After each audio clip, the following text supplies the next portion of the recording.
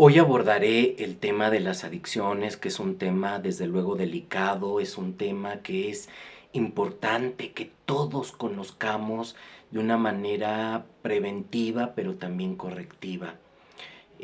Voy a hablar de este tema desde una perspectiva sanitaria, sin juzgar a nadie y con todo el respeto y la comprensión pues que se necesita para las personas que viven día a día con este reto y desde luego también para sus familias. Es importante primero hablar de cifras y es que en México 20 millones de personas desafortunadamente enfrentan problemas en el consumo de alcohol. El consumo, por ejemplo, de drogas en adolescentes es un aumento del 15% que se da a partir de la pandemia del COVID-19. Y otro dato alarmante es que 275 millones de personas en el mundo actualmente están consumiendo sustancias adictivas.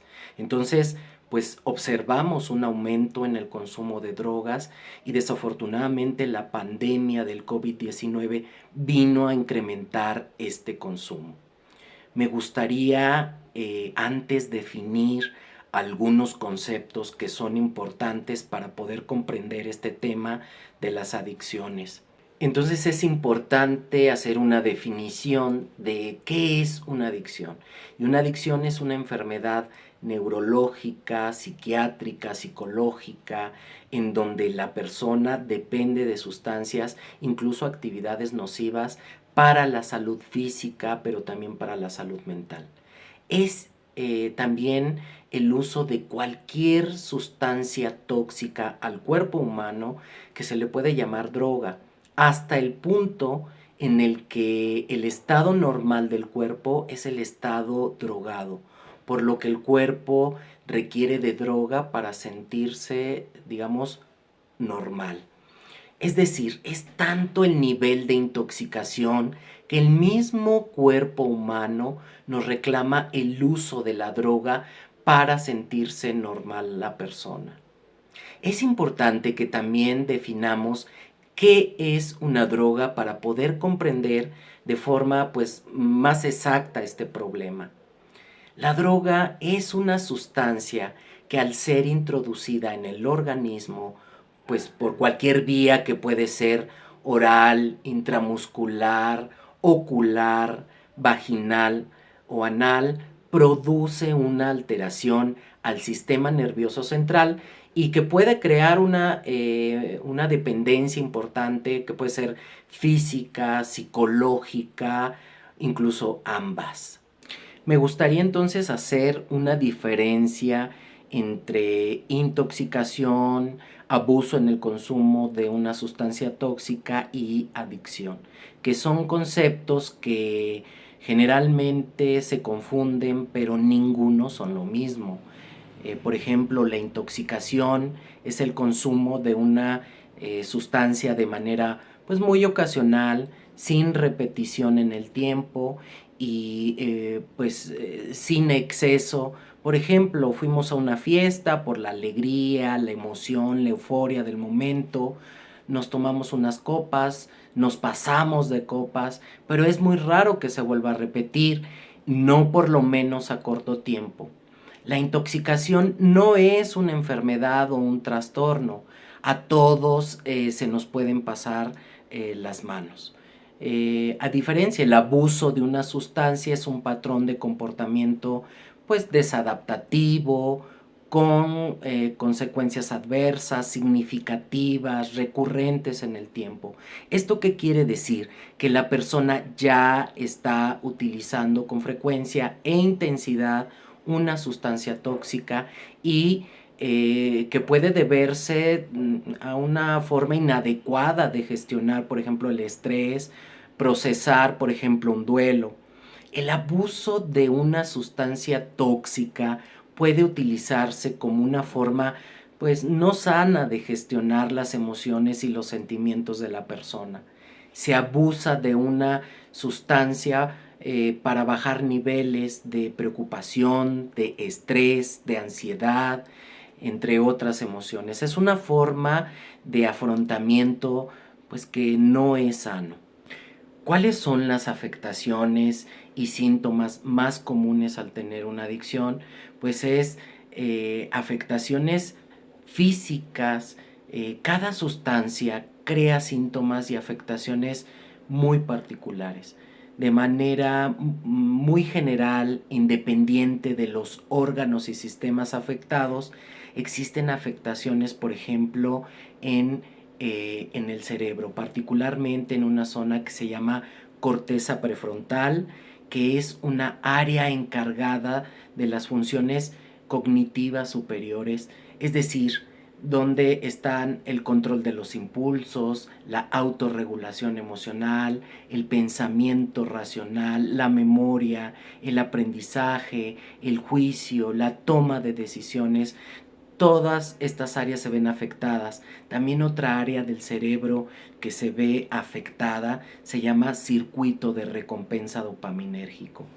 Este circuito ayuda a activar las experiencias de placer y este circuito se ve alterado de tal forma que es una realidad fisiológica. Esto pues va ocasionando una sobreproducción progresiva de dopamina y por ello las personas se les dificulta dejar de consumir las drogas. No es que no quieran dejar el consumo las personas, es que ya hay una afectación cerebral que les impide tener un control preciso. También hay alteraciones en las vías, por ejemplo, respiratorias, gastrointestinales, alteraciones en la piel, alteraciones en la boca, y hay muchísimas otras consecuencias adversas físicas. También hay afectaciones sociales, probabilidad de cometer delitos, las personas les cuesta trabajo seguir normas sociales, convencionalismos, no respetan las normas. También hay afectaciones familiares, porque pues hay una comunicación rota, hay poca calidad en la interacción familiar, suelen a veces aislarse, hay poca convivencia, hay fracturas en las relaciones con mayor facilidad, hay falta de responsabilidad y cumplimiento en el rol que cumplen dentro del sistema familiar. También hay afectaciones laborales, por ejemplo, no se presentan a trabajar, abandonan el trabajo, hay problemas para relacionarse con los compañeros de trabajo, hay una disminución en su calidad y en su desempeño, hay alteraciones en su atención, en su memoria, en su toma de decisiones. El consumo habitual de drogas puede arruinar el funcionamiento social, educativo, laboral, familiar y físico de la persona. Y bueno, hablando de niveles de afectación, que eso es algo muy importante, existen tres niveles: el nivel leve, moderado y grave. Estos van acorde al nivel de disfuncionalidad y afectaciones que pueda tener el paciente. Debemos recordar que la persona que tiene este reto de adicciones puede presentar niveles de discapacidad, por ejemplo, física, mental, laboral, escolar, familiar, de pareja, y de acuerdo a este nivel de discapacidad es el nivel de afectación. Es importante que hablemos de las causas de las adicciones. Es multifactorial. Por ejemplo, la genética. Existe una predisposición genética importante. Hoy sabemos en investigaciones recientes que nos indican que hay relación entre padres, incluso abuelos, bisabuelos, que hayan tenido algún tipo de adicción con la persona que tiene algún tipo de conducta adictiva. Es importante comentar que solo es una predisposición, pero nunca es una seguridad. Sin embargo, insisto, sí hay una predisposición genética y es más probable que haya una vulnerabilidad entre factores estresantes.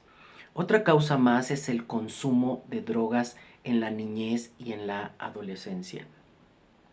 es un factor importante para desencadenar una adicción. Hoy sabemos, por ejemplo, que particularmente el cerebro humano termina de madurar entre los 22 y los 25 años de edad.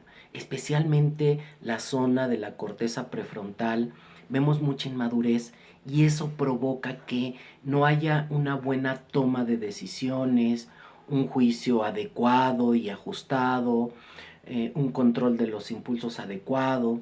Todo eso con mayor razón pues pone en riesgo a los niños y a los jóvenes y puede volverse un hábito y una conducta crónica tóxica en los jóvenes, que en su etapa adulta sea más complejo poder tener un control sobre una conducta adictiva. Otra de las causas pues son los hábitos. Iniciar una conducta adictiva como un hábito no sano, por ejemplo, una persona que ya habitualmente los fines de semana saliendo del trabajo se va a tomar con los compañeros del trabajo, pero cada día es más y más frecuente estas salidas, este tipo de actividades, y después los fines de semana, incluso entre semana, y se va formando un hábito no sano. El contexto social también, por ejemplo, influye mucho: la cultura, la educación, los valores que tiene una familia, la colonia o grupo social al que pertenece la persona. Por ejemplo, hay familias que es muy común que dentro de sus normas o convencionalismos o reglas esté aprobado el tomar desde jóvenes en repetidas ocasiones con cualquier tipo de pretexto, por ejemplo una fiesta. Otro ejemplo sería cuando tenemos un grupo social de amigos que siempre y en repetidas ocasiones salen de fiesta, pero siempre es una regla terminar todos alcoholizados. También otra de las causas es la desregulación emocional, es decir, el desequilibrio emocional. Algunas personas utilizan como intento fallido el resolver sus conflictos a través de conductas adictivas. Se utiliza la conducta adictiva para evadir, como una especie de anestesia que al mismo tiempo les hace fugarse de sus conflictos para olvidar de momento o disminuir su nivel de malestar.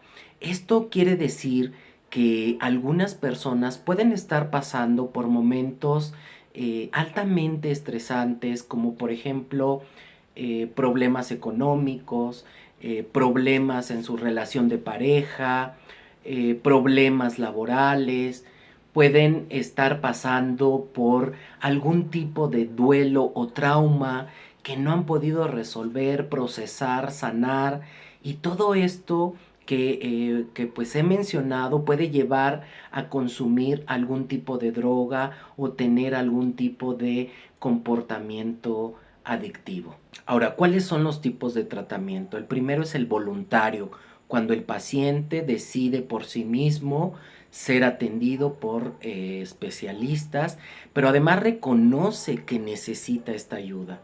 El tratamiento involuntario, cuando el paciente no reconoce que necesita ayuda o no quiere recibir ayuda.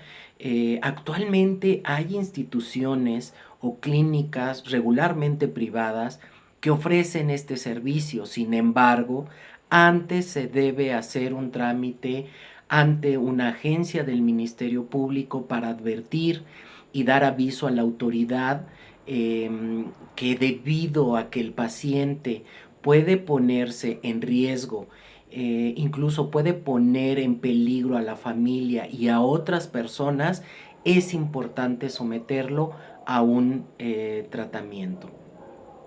Otro tipo de los tratamientos es el obligado, cuando una autoridad judicial de forma obligatoria mediante sentencia pide a una persona someterse de forma obligada a un tratamiento.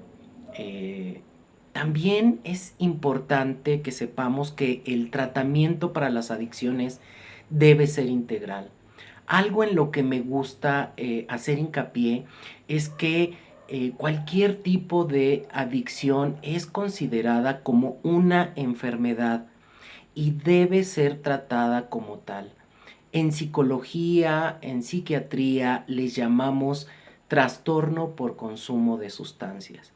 El tratamiento serio y profesional de cualquier tipo de adicción debe ser integral, es decir, debe componerse de un psicólogo clínico, un médico internista, un médico psiquiatra, incluso un nutriólogo, y se deben ir integrando otros especialistas si el paciente lo necesita.